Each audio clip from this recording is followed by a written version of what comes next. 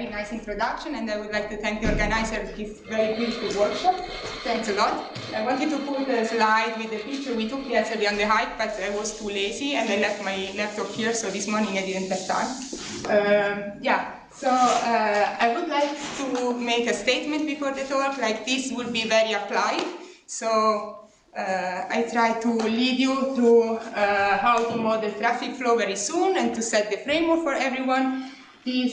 And then I would like to explain to you like my storyline that brought me through the postdoc and then back to Ferrara, like to actually motivate why I landed recently on multi-level and multi-fidelity approaches. So this is a joint work with Michael Herty from University of Aachen and Lorenzo Pareschi from the University of Ferrara. Just let me start with the framework, and I would like to tell you how it's usually done, the mathematical model of traffic flow on a single road.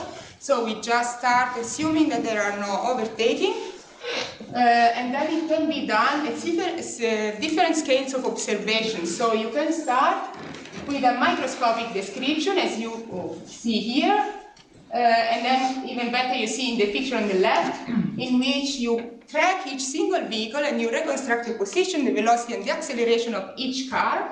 And this is usually done by agent-based model, and in traffic flow we call them follow-the-leader model, and they're based on systems of ODEs. So just to tell you why follow the leader, is just because if overtaking is not possible, you're forced to follow the car who is in front of you. Then if you zoom out and you lose the detailed description that you have at the microscopic level, you have a macroscopic description that you see. I tried to make it in this picture on the right, that you see the traffic flow at fluid. So the description still comes from the fluid dynamic approach.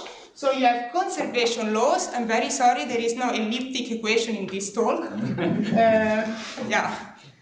And so you have one conservation law or a system of conservation laws. But in between there is also another scale, which is the kinetic scale or the mesoscopic scale, in which you have the interaction between the cars, so at the microscopic level, but you give a statistical description, like with the distribution of the cars, and this provides a statistical description of your traffic model. Please remember that between this model it exists a hierarchy, so you can go from micro to meso to macroscopic scale, and this will be very important. In the last 50 years, also maybe a little more, a lot of models grew up, and so the literature now is full of models, but still there are limitations to obtain reliable traffic forecasts, as many of you maybe experience when you drive your car. So this might be addressed to the nonlinearity of the dynamics, that is still challenging. But even more, I would say, is due to the uncertainty that affects this phenomenon. So, for example, there could be error in the measurement, so the sensors might not be accurate. But it also depends on human behavior, that is also very various.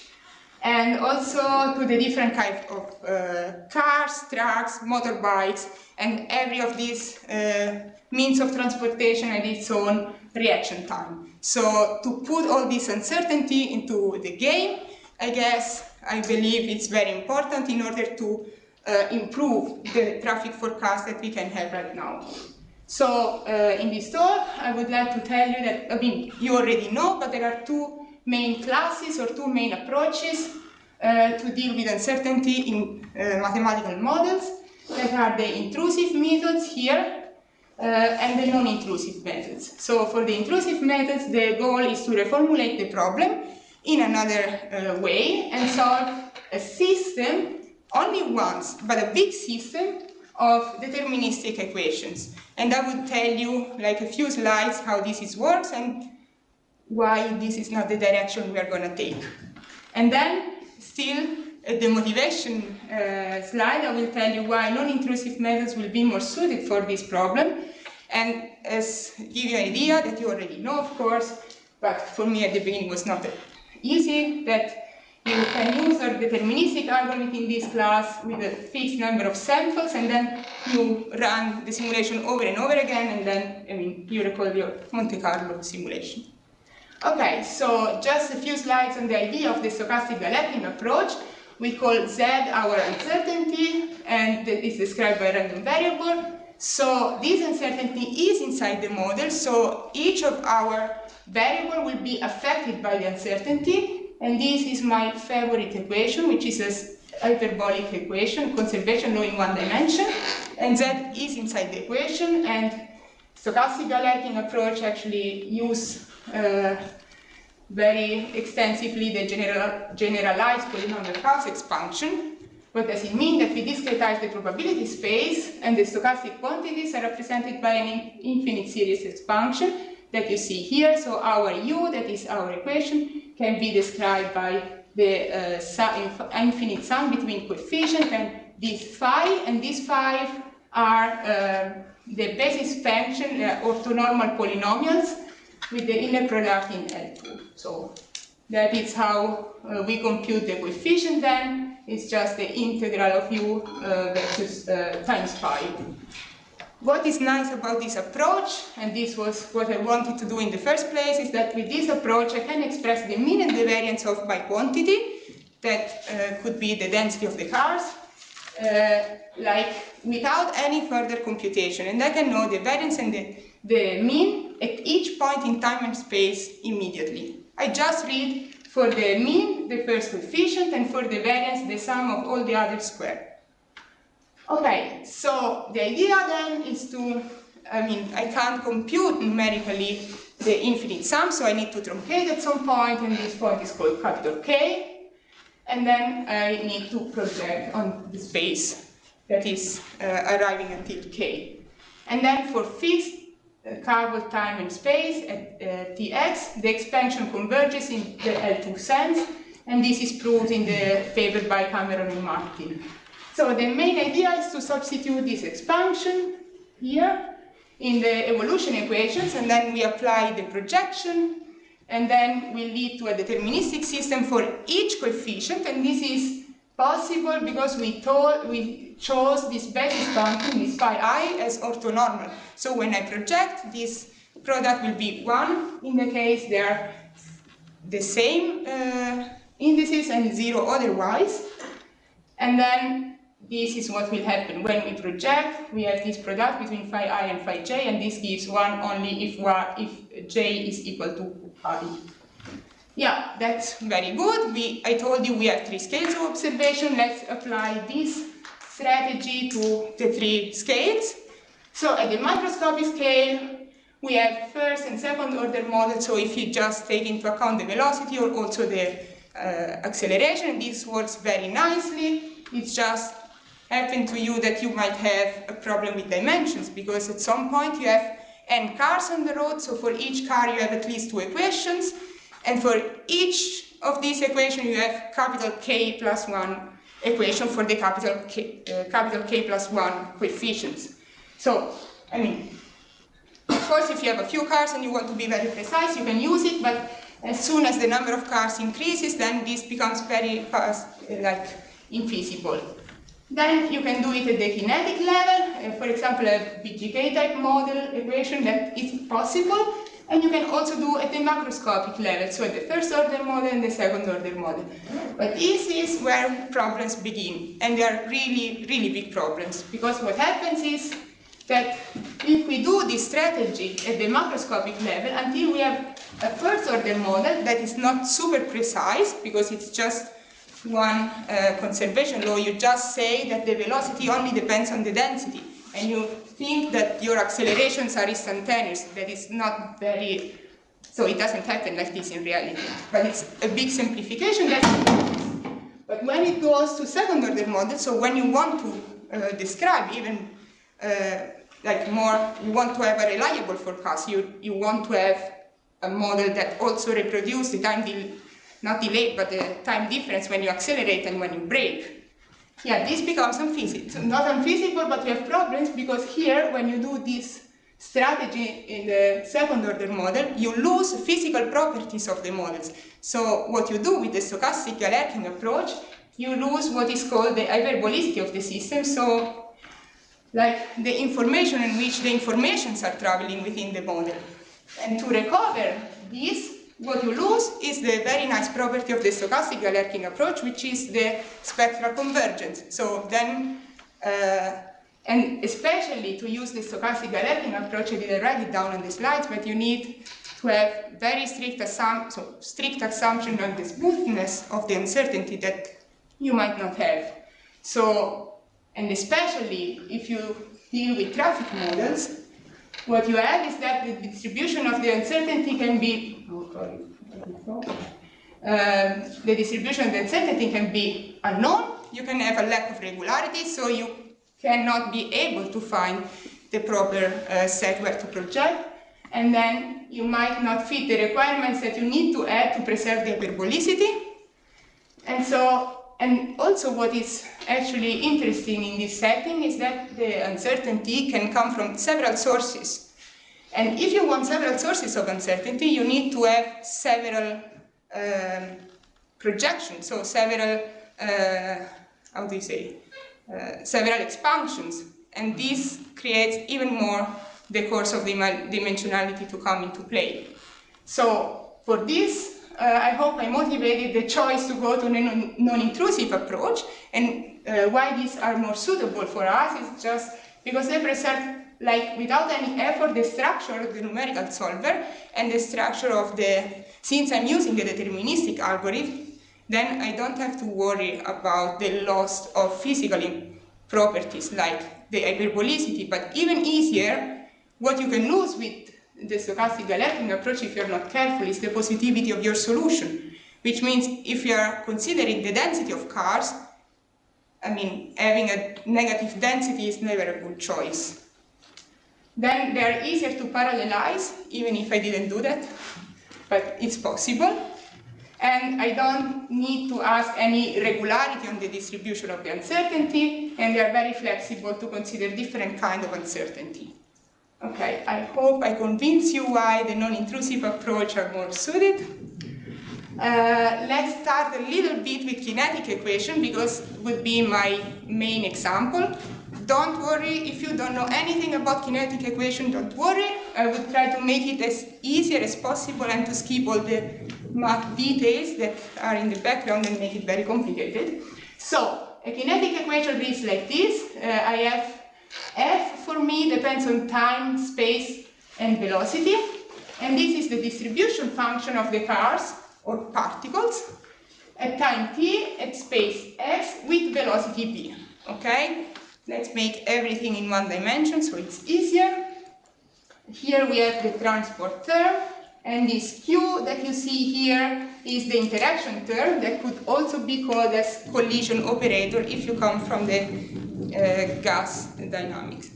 So then you see this 1 over epsilon, which is the relaxation rate that represents the interaction frequency. If you remember from the first slide, I told you that this kinetic scale is in between the micro and the macroscopic. And so here this Q takes into account all the microscopic interactions between the cars or particles. From this equation I can also recover the macroscopic quantities like the density and the mean speed. And of course, if you have different choices of this interaction term, then you will have different kind of kinetic equation.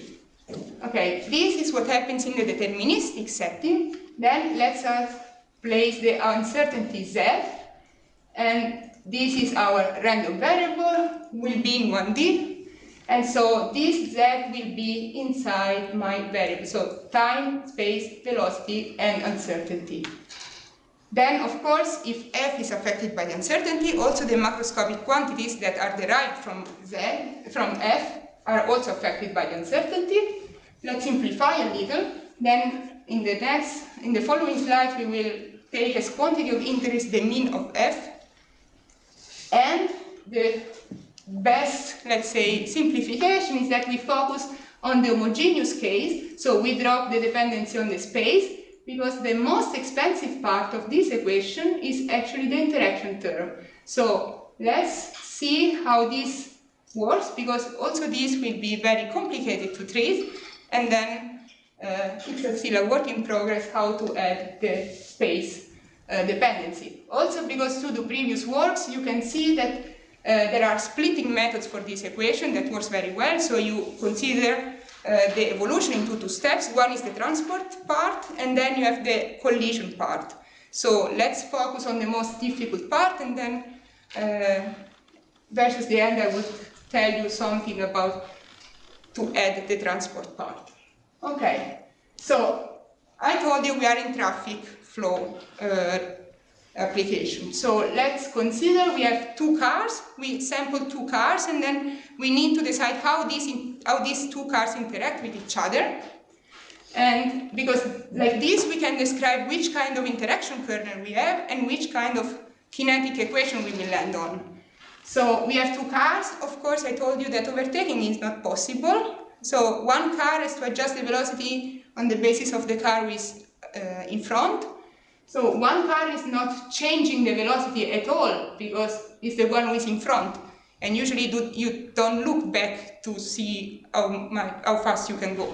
While the car who is behind has to avoid to come to your car and to create a car accident. So here you have that the velocity is the velocity that you have before, plus an interaction term, plus some stochastic fluctuation. Because the driver can be aggressive, like, I don't know, someone who wants to go very fast and then brakes very hard and then accelerate very hard and waste a lot of time, energy, and fuel. Or can be very conservative, like my dad drives always at the same speed, and then, I mean, this is all taken into account by this D. And then this interaction term is where I put the uncertainty, because also the probability and the strength of the acceleration might be actually depending on the driver and on the car and on the vehicle. So this Z here is my uncertainty. Okay, this kind of interaction, I skip the details, but will lead to a Boltzmann type equation that in the weak formulation reads like this. Don't worry, it's not important because the computations I did, so don't worry. What is important is to know that this equation is very complicated, and to make it a little easier, we send this interaction, this parameter epsilon, to 0, so that the traffic flow dynamic can be described by a Fokker-Planck equation. Also this, no problem, because the only reason why I need this Fokker-Planck equation is to tell you that there is an analytical knowledge of the steady state. And this is the only key point for the future that you need to take into account. I have my Boltzmann equation that I cannot say anything about the steady state because I don't know. But then I make a little bit of simplification. I go to the Fokker-Planck. From the Fokker-Planck, I know the steady state analytically. And this is the only thing I need to remember. That from the Fokker-Planck, I know the steady state. And this is crucial because, I mean, from the title was a little spoiler. I said multifidelity. So at some point, I would need to build a surrogate model. And actually, the analytical knowledge of the steady state is very helpful. Okay, this was all about the kinetic equation. Now, how to deal with this problem? I told you I have a kinetic equation and I have some uncertainty. So, first of all, I focus on the physical space. So, what I do, I want to solve my kinetic equation. And I solve my kinetic equation with a direct Monte Carlo solver. So, very easy. I have n samples in the physical space, and then I make these particles evolve with the description of the interaction that I told you before. And then with this, I reconstruct my F, easy, with my beams. I have my histogram. Okay, until now it's something very easy. It's just the normal Monte Carlo that you all know. And then I have also the stochastic space. So then I have to take into account the uncertainty. And for the uncertainty, I mean, I was very new to this world, so I used another Monte Carlo. That was the only non-intrusive method I knew back then. I mean, still not too familiar, but I said, okay, I have another thing I can sample, then I sample. And so then the algorithm would be something like, okay, I sample my m independent samples from my distribution of pz from z. Then I solve it for each realization of my uncertain parameter. I solve the Monte Carlo for the physical space. Okay, so I have two Monte Carlo. And then I reconstruct the expectation of the quantity of interest. So actually the expectation of my f. Okay, very easy. That's why I have problems, because it's too easy. So that is very costly, because Monte Carlo, you know, has slow convergence, and then I need more and more samples, so this was not the best idea. But what I didn't consider was that I can, you all know that the error of the Monte Carlo depends on the variance, so I can use control variance approaches. And so I came from this hierarchy of models, right? It was the first slide. And what I want to do is to exploit this hierarchy that I have between the scales to reduce the variance. And when I was looking on Google for that multi-fidelity came out, and I say, oh great, because how multi-fidelity works, I mean, most of you know better than me, but just to fix the notation, I have that the high fidelity models are very expensive but achieve the required accuracy that I have. So, for example, the kinetic approach or the microscopic model. And the low fidelity models, who are very cheap to compute, but I mean, they're less, of course, less accurate. For example, I can think about the easiest macroscopic model that I have, like the one-dimension hyperbolic conservation law, that in the traffic community is known as Lytle-Witham-Richard model, or the steady state. And that's why I had to go through this kinetic detour before. So the key point is that the low fidelity model, of course, has to approximate the high fidelity. I cannot take two complete unrelated models. And then with a few evaluation of the high fidelity and many more of the low fidelity, we can, of course, improve the accuracy with the same computational cost or the other way around. Okay, so that is just a slide to see that if I have accuracy and cost, the high fidelity is very costly but very accurate, and all the surrogate models are somehow cheaper and not as accurate. So then I want to apply this strategy to the traffic kinetic problem. So I call F epsilon the solution of the Boltzmann equation, the very complicated one that you saw in the weak form, and I called F tilde the solution of the Fokker-Planck. So that you see here, when I make this epsilon, that is the 1 over epsilon was the frequency term, I send this to 0, then I have that the Boltzmann is approximated by the Fokker-Planck. And even better, if outside this limit I send the time to infinity, I have the steady state, and this steady state is analytically known and computable. While, of course, if I apply this limit directly to F epsilon, I end up with a question mark. So I have no clue how the steady state would look like.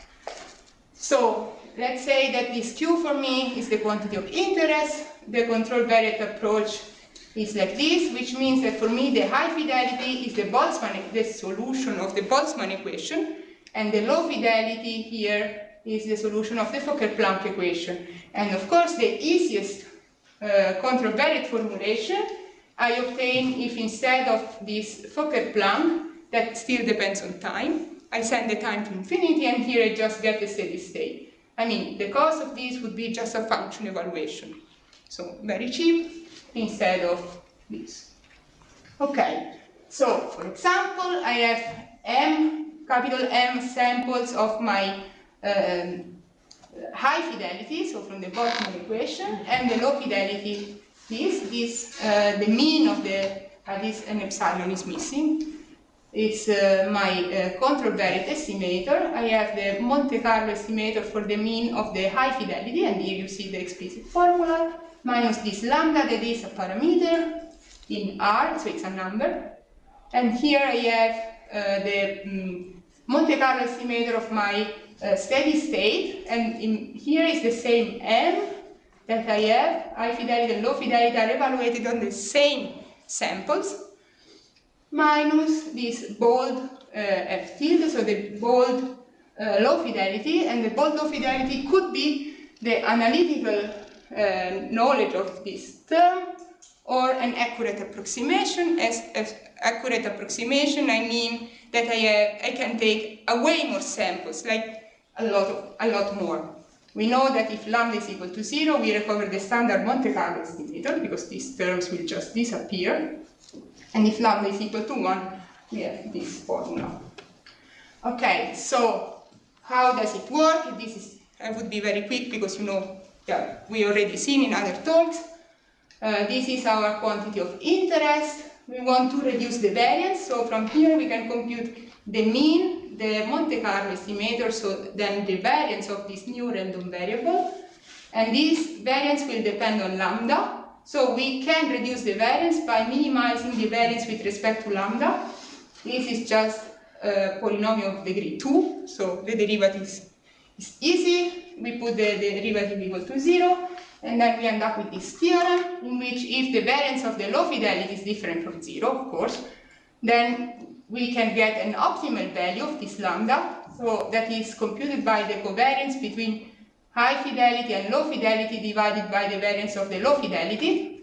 This term here, lambda star, minimizes the variance in point in time for each point in time and v, and gives also an explicit formula for this variance that depends on the correlation coefficient between high fidelity and low fidelity. And in addition, we have that if epsilon goes to 0, then this lambda star will go to 1, and the variance is going to 0. And the time is also going, so if we just took this, it's like this. If we take the steady state, here we need to add the limit of the time to infinity. Okay, so if we want to have a strong variance reduction, then the correlation coefficient should be close to 1. And the other theorem that I want to show you is how we have the error here. How does it work? We have this error that is given by the stochastic, let's say the Monte Carlo and the stochastic term. This is the error of the Monte Carlo for the physical space, and this is the error that we do with the reconstruction, or with the solver. So with the grid of the beams, let's say. So what does it tell you? What is the consequence that we need to remember is that when the solution of the full model approximates very well, so the statistical error, so when we are very close to this rho, so the low fidelity and the high fidelity are highly correlated, then this term is negligible with respect of these other two. So to balance this, so if you are very careful in choosing low fidelity and high fidelity, what we should do is to reduce this error here by taking a larger sample in the state space. Okay, so a few remarks now, because we need to compute the variance and the covariance, and for this we use these unbiased estimators that you see here. Of course, this F tilde that I showed you, that was the steady state, that was really nice because it was just a function evaluation, can replace with a time-dependent approximation of F. Okay, so for example, that we will use later also, it's like we can consider a BGK approximation of the original equation, in which is just a combination between the steady state and the initial condition. This is also very easy. It's also like the cost of a function evaluation, but might be more precise if we are closer to the so for smaller times. Then this procedure can be extended to multiple multi-scale control-variate. So it's not just one, because I presented everything for one high fidelity and one low fidelity, but I can have a hierarchy. And also to have a more stable estimator, I can have an increasing level of fidelity that you see here, and this can be written like this. And then, as I noticed in the audience and with the talks previously, this is very similar to have a formula like this. So when I wrote this down in this way, I say, this is very similar to something else. and this is very similar to the multi-level Monte Carlo method. That, I mean, just one slide because you know it. So we have different levels of refinement that I call age, and since age is going, I mean, either to 0 or to infinity, depends if you mean the grid size or if you mean the number of points, then you have that this variance is going to 0 if you go to infinity, and then you gain, you reduce the variance actually. So then the question is, what are the similarities and what are the differences between two approaches? So the thing is that in the multi-level method, here the lambda is missing. Okay? So one of the two differences is for the multi-fidelity you can choose the optimal lambda, while in the multi-level is fixed to 1. And you can use low-fidelity models as control variables instead of a hierarchy of discretization. So you can actually take two different models. And my plan would be to use, in the very far future, because it's still not working, but to use the kinetic model as high fidelity and as low fidelity the macroscopic scale. So I can make, if, I mean, the time scale has to be the same and some adjustment, but if the two models are correlated, I can really use different scales for describing the same model and having a cheaper, a cheaper cost. So just to show you a few numerical simulations, since I told you that we just focus on the homogeneous case, I just want to tell you that we focus for the value of the density that is 0.4, and this we need to fix at the beginning, because we focus on this because typically this is the switching point between the congested phase and the free flow phase. So it's the moment in which you are on the highway, it's not completely free, it's not completely congested, so it's close to the threshold between, okay, will I have a traffic jam or not? And this is why I want to do uncertainty in this case, because from this we can have several phenomena. And one of them that is very well known is the stop and go waves. It's when you drive and then you stop, then you restart and then you restop without any reason. Then you go, at some point the flow is normalized, nothing has happened, so you are very upset, you are late for your, where you had to go. You wasted a lot of fuel, and if we can see that this, so if we can make an approximation of the probability that this stop and go phenomenon is going to happen, then what we could do is to tell to the vehicle with in front, like, hey guy, just slow down a little, but go constantly with a constant speed, and so this will reduce this phenomenon. This is the whole application. So why I'm interested in doing this? Okay, this just a few remarks. What I want to show you, this is the plot of the solution. This might not mean too much, but what you see here is the f, I didn't plot it, at different time. So this is the final time, and this is close to the beginning. We have the multi-level, so what you see here is like a bunch of curves. The green one is the steady state, okay? And of course we are not too close at the steady state if we are close to the initial time. Then the black one is the reference solution that I computed with some Gauss-Legendre quadrature rule, and I used another method.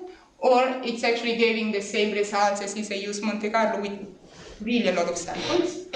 And then the red one is the multi-level Monte Carlo with 2 levels, and the blue one is the multi-level Monte Carlo with 3 levels. Just note that here I'm not choosing optimal samples, okay? This is a disclaimer that I have to make. I just wanted to try how it works, so I just doubled the stochastic samples and divided by 2 the samples in the physical space. So it's not very accurate. So by hands was the best parameter, but it's not made it in a rigorous way. And you see that if time increases, then the reference solution and the multi-level with 3 levels is closer to the green line than the other 2. And this you see way much better here. what you need to pay attention here is that I plot the error for two different regimes. I told you that we need to send at some point epsilon to 0, right? So here is if we are what is called a kinetic regime, and this is if epsilon goes to 0, we are close to the hydrodynamic regime. This, for the ones who are familiar with kinetic equation, means something. If not, just to say that here, what is saying that here, for the B fidelity that we will see soon, here the models are correlated and here they are not. What I want to highlight with these slides is that here, the gain that you have with Monte Carlo is okay, and it's almost the same in these two plots. Don't be afraid that the error is increasing. This is just, so what I should have plotted was like from here to the end, because I initialized the models in the same way. So the error at the beginning was 0, and that's why you see that increasing. And this is what we see if we use the B fidelity with the steady state as low fidelity. We see that, so if we choose lambda equal to 1, we have the blue curve, and the red one is with the optimal choice of lambda. And we see that at the beginning we might have some difference between the red and the blue, but of course for time increasing they kind of overlap to each other because the lambda star is going to 1. Okay, so this is a better picture in which you see still the difference of epsilon equal to 1 and epsilon equal to, so going to 0, 0.01, my laptop was not able to perform, so that's why it's 0.023. Yeah, computing capacity. So you see here a huge difference of behavior, so it's not like the one in the multi-level Monte Carlo that the gain was almost the same in the two regimes. Here, if I have the B fidelity model, I gain but not as much. I mean, it's not worth the effort, I would say, to construct the low fidelity. I mean, if it's easy and you have it for free, okay. But if you need to make some computations, maybe it might not be worth trying, because here the models are not related, are not too much correlated. I mean, still a little, so you have still a little gain, but not as much. Here instead you gain kind of one order of accuracy, and you see that, I mean, this is with the bifidelity steady state, the red and the yellow one, lambda equal to 1 and lambda equals to lambda star. And if I use the BGK approximation, that is the one that has a combination between the steady state and the initial state, you have the green and the black one, and you see that at the end of the game, so when the time is going to infinity, they are all at the same level. And the gain that you have with the BGK approximation is that at the initial time it behaves way much better, just because you have a combination with the initial state. And this is, in my opinion, one of the most controversial pictures. What I show you is the L2 error of multi-level Monte Carlo with with 3 levels. So you have the red and the yellow line that are like this, and they're kind of constant depending on the regime you're in. Okay, this depends on the regime, this epsilon that I showed you before, and the green dotted line and the black one are the bifidelity, I mean steady state and PGK as a low fidelity with the best lambda, so with the optimal choice of lambda. And you see that you start to have a gain when the two models start to get more and more correlated with each other. So that's why choosing the right low fidelity is a crucial point, of course. And I mean, with this picture, I want to tell you that if you're not careful, so if you want to use a multi-fidelity, you should use it properly, so you should first check how correlated they are. And yeah, that was the main message. So just give me like a few moments more to recap what we saw. We want to investigate uncertainty in traffic flow models to improve our forecast and to see what might happen in the very near future. We saw that control variant methods can be applied to improve the accuracy of the direct Monte Carlo method, and especially we use multi-fidelity and multi-level techniques, and we also saw why these approaches might be better suited for this application instead of the intrusive method.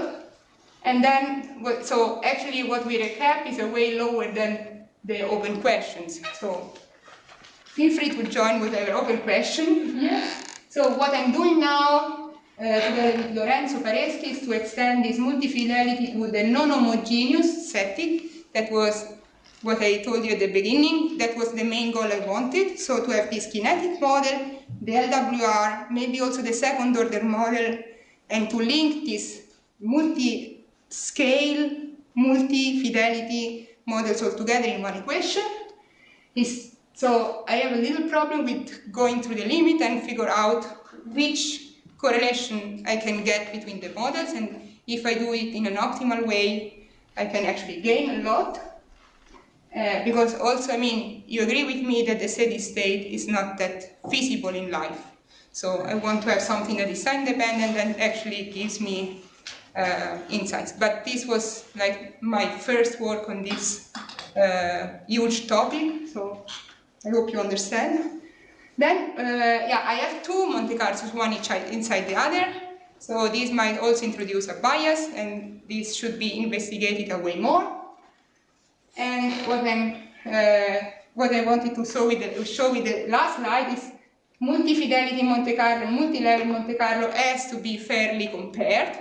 Not just like this, like, okay, this sounds reasonable, that sounds reasonable. This has to be also with a fixed budget and see what happens. And also what is very interesting for me would be to develop a time-dependent strategy for combining multi-fidelity and multi-level in an optimal way. This is kind of a work in progress with Chiara Piazzolla from before. So,